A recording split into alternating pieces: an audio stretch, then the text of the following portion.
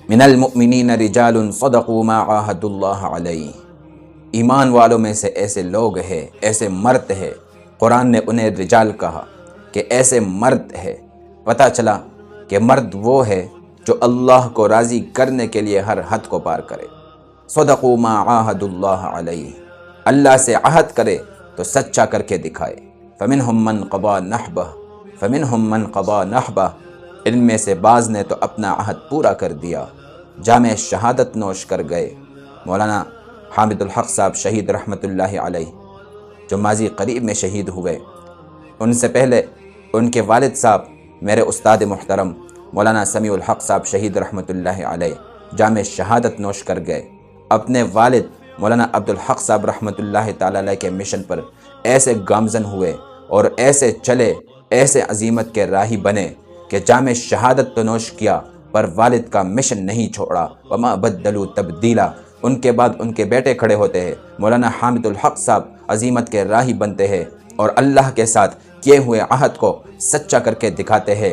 اپنے والد محترم اور اپنے دادا جان کے مشن کے وفادار بن کر جام شہادت نوش کرتے ہیں۔ فمنہم من قضی نحبہ ومنہم من ینتظر، اللہ نے انہی کی نسلوں میں آج ایک اور فرزند کو کھڑا کیا۔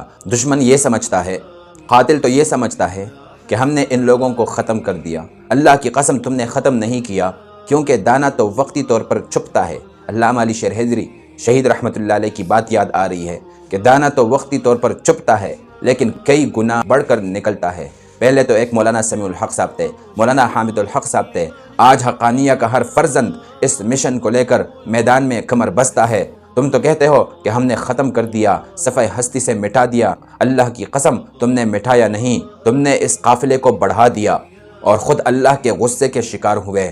اللہ کی لعنت تم پر برس رہی ہے، اللہ کی پٹکار ہے تم پر، تمہاری دنیا بھی تباہ، تمہاری آخرت بھی تباہ۔